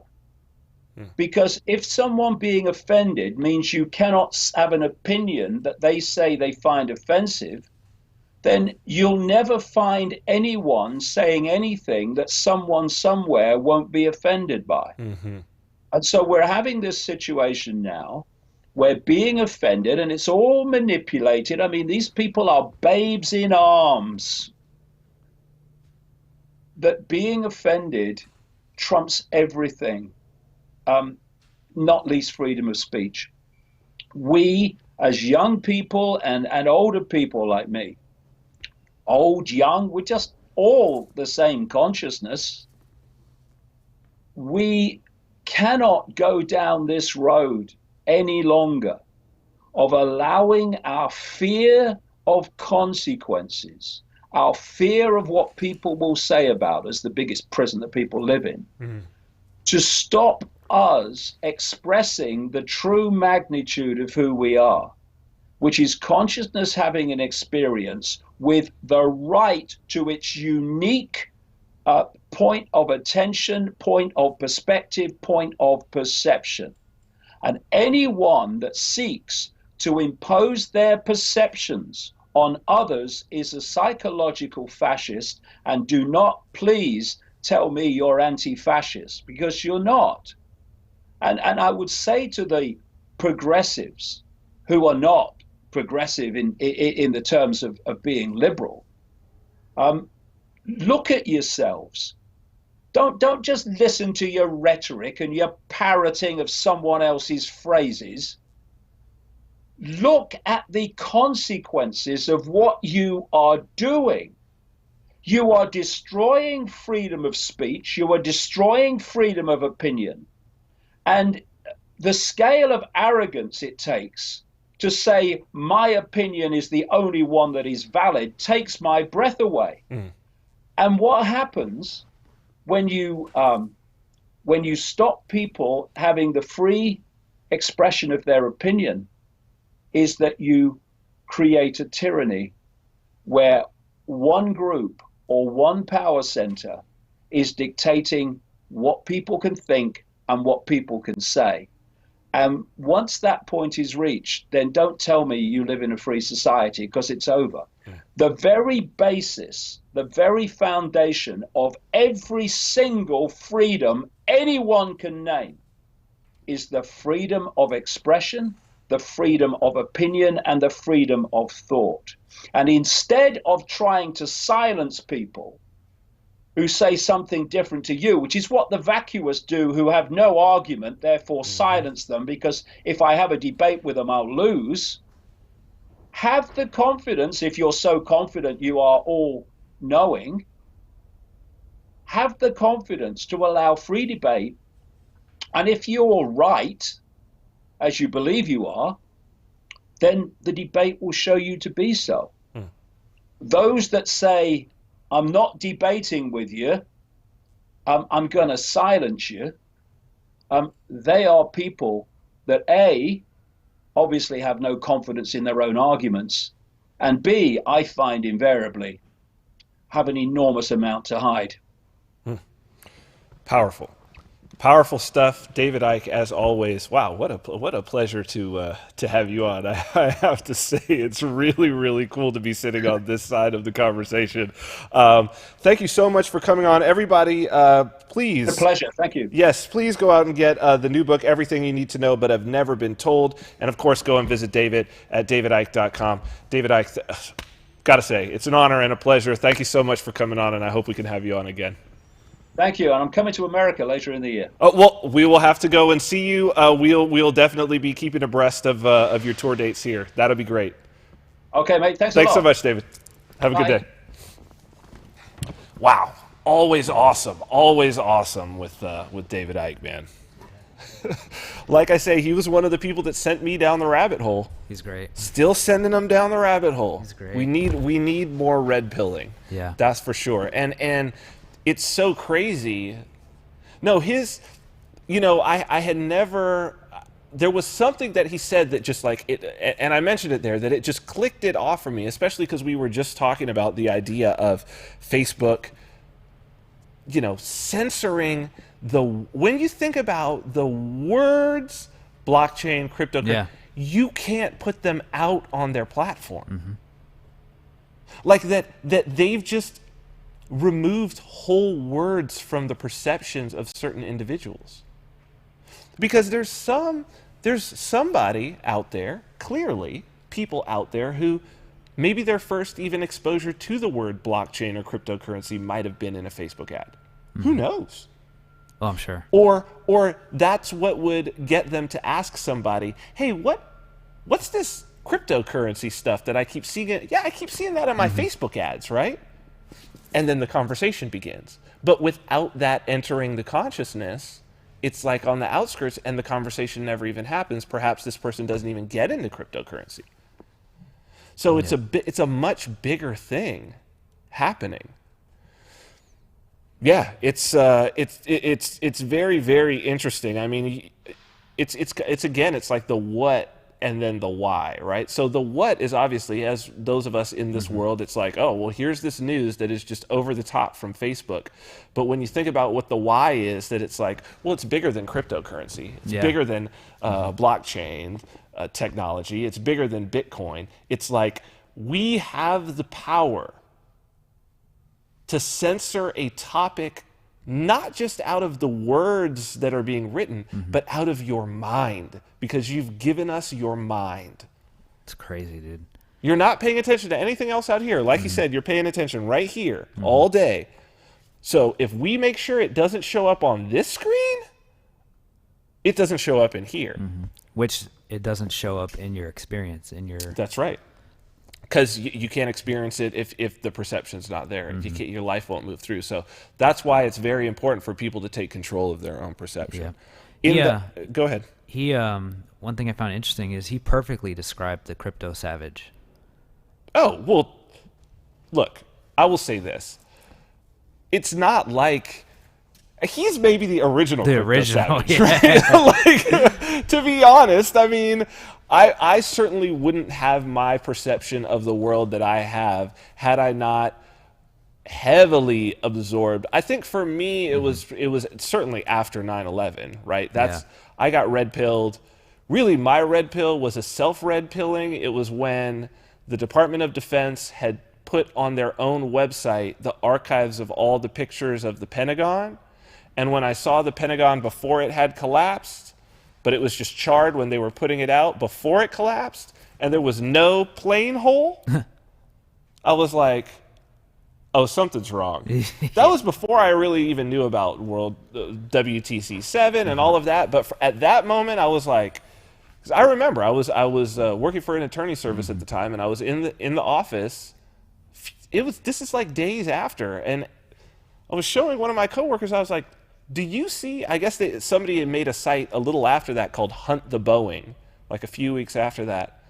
But it was like, do you see an airplane going through here? And then it was like, then I was like, whatever I could pick up. And it was a bunch of David Icke stuff that I pulled off whatever the file sharing, Kazaa or whatever the file sharing networks were at that particular time. And it was just like, down the rabbit hole, down the rabbit hole.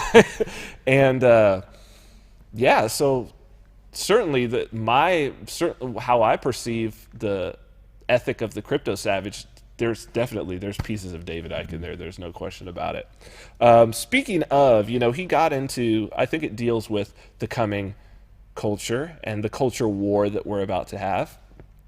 And I'm going up to New Hampshire later on this week for Liberty Forum. And it's like almost the exact opposite of that is what California has turned into. I went up there for the Free Coast Fest, and one of the big topics was, they had a panel on homeschooling. There were lots of kids there, lots of families with kids. Almost all of them homeschooled or did some alternative schooling of some kind. I just want to do some of these California stories before we go, just because we've got the time, and it's just like, what the fuck is going on with California? This is news number 3. California, goddamn. California, goddamn. What in the hell? I'm from California. When I was growing up, it was like, this is a pretty liberal, accepting state. Like, I grew up left-wing because that was like accepting. You would go down to Orange County and you would feel like, these damn Republicans down here are not accepting. They're racist and sexist and homophobic and all this stuff. And it's like, okay, that's all good for the most part in California, but that doesn't mean that there aren't other things, because it's not, at the end of the day, the principle is what the problem is. Like, if your preference is, people of all colors there's no segregation and people of all colors can get hired for a job, okay, that's fine. People who can marry who they want to, okay, that's fine. But you can't just be like, I got to marry who I want to, so now I got to peacefully, it's the principle again. It's like, I don't have the right to violently restrict another adult individual from peacefully marrying who they want to, from peacefully getting a job at a company that will hire them. How about from peacefully being able to educate their children in the manner that they see fit? Throw up this homeschool thing. This is crazy. From the Washington Examiner, the headline, California overreacts and presumes every homeschooling parent is a child abuser. California is seeking to treat homeschool families as preemptive child abusers. Lawmakers in that state have indicated plans to categorically require homeschool parents to prove, through home visits, interviews, and other government oversight, that indeed the parent is not abusive if they choose to exercise a legally protected and valid option for school choice. This measure would shift the burden to the parent to prove to the government's satisfaction his or her parental fitness. This is absurdly unconstitutional. But in light of the remarkably horrifying case of the Riverside County couple David and Louise Turpin, whose 13 children were reportedly chained, malnourished, and clearly abused, the media and lawmakers have chosen to focus on one coincidental detail. The Turpins were also registered as homeschoolers. Using the Turpins case as one extreme example to bolster their platform, legislators are now looking to increase government regulations of homeschooling in California, which may lay the groundwork for increased regulation nationwide. Already, state legislators have I can't even fucking talk about this. It pisses me off so much. Have suggested they will introduce legislation to cure the supposed problem of laxity in private school choice options, which includes homeschooling.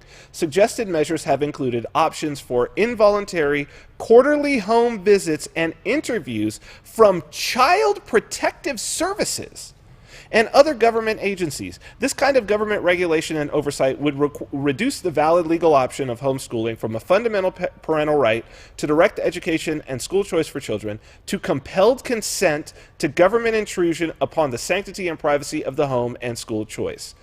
these kinds of alarming, quote, solutions to an unfounded problem rises to the level of a government search of the family's home and interviews of the children under the pretext that homeschool choice infers that parents are more likely to be child abusers. It's a similar logical path as inferring that because a person chooses to be an independent contractor as a legitimate employment option, they are more likely to evade tax filings. Or because a person chooses to exercise any other valid legal option, they are doing so for some other unrelated nefarious purpose, and on that basis alone, the government has grounds to treat them as suspect. Moreover, the data just aren't there to support any logical connection between homeschooling as a school choice option and child abuse. In published studies among such experts as the World Health Organization, the U.S. Commission to Eliminate Child Abuse and Neglect Fatalities, the American Psychological Association, the Mayo Clinic, and others, none of these sources list homeschooling as a risk factor for child abuse and neglect.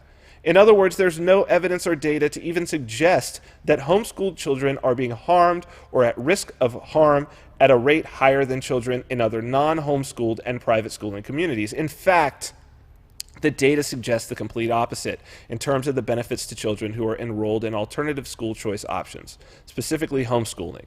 In a recent piece in Business Insider entitled, "Homeschooling Could Be the Smartest Way to Teach Kids in the 21st Century, Here Are 5 Reasons Why," Chris Weller discusses how homeschooling is not only a mainstream choice, but also that, quote, homeschooled kids have the same access to online learning, friendships, and extracurricular activities as the typical public school student, but without many of the drawbacks, like standardized lesson plans and bullying. Many parents choose homeschooling to better tailor the educational and environmental needs of children. This is like innocent until proven guilty, dude. This is the craziest thing I have ever fucking heard in my life. It's sick, dude. The idea that Child Protective Services needs to do a welfare check if you choose to not send your kids to public school. Yeah. Now, I knew plenty of kids who went to public school who had very rough childhoods and home situations, and Child Protective Services never came. Mm-hmm. But in this case, like, oh God, it's just crazy to me. It's just fucking crazy. Sick. Man. I don't even, you know what, I'm not even going to go in, I'm not even going to go into the other stories. I'm not even going to go into the other stories because I don't want to, like, This is for me, like, it's getting way out of control. Mm-hmm. That's why it's pushing the principle. It's pushing the principle of I do not have the right to violently restrict another adult individual's peaceful, whatever the fuck it is. Mm-hmm. Until people are ready to say those words and to live with that, it's gonna be nothing but psychopaths doing shit like this. Mm-hmm. But when people decide that they're gonna do that, they're gonna hold on to truth in that way, they're gonna insist on truth, satyagraha, right? That they're gonna insist on that, the world will change. And it will change right away. Like, it will change so fast. Well, first, your own life will change. Mm-hmm. But the world around you will change so fucking fast, it'll make your head spin. That's all we need to do, man. That's it. That's what we're going to keep pushing in every way that we possibly can. Yep. You know, it really does feel like now is the time when all the things that we started talking about when the show first started that were fringe, it's now like the battle is on. Yeah, seriously. The battle is on, and people better wake up and they better pay attention. We have all the opportunity in the world to bring about amazing amounts of liberty. But if we sit on our hands, those same tools are going to be used by the people that want to bring about amazing amounts of tyranny. So we're going to keep doing what we're doing. We're not going to back down. We're not going to retreat. That's where we're at. Thank you for today, dude. Thank you. Let me say goodbye to the people. Thank you for joining us today. I want to send also, of course, special thank you once again to David Icke. Hopefully we can have him back on when he is touring the U.S. and get some of those dates, I would like to go and see him live. I never have. And as for you folks out there, if you are on the East Coast and you do not yet have your tickets this week for New Hampshire Liberty Forum, I will be up there, and I would love to see you. I would love to meet you. To all of our viewers and listeners who are in New Hampshire, can't wait to see you guys there. And for the rest of you, we will be back next Monday, 10 a.m. Pacific time. Until then, stay free.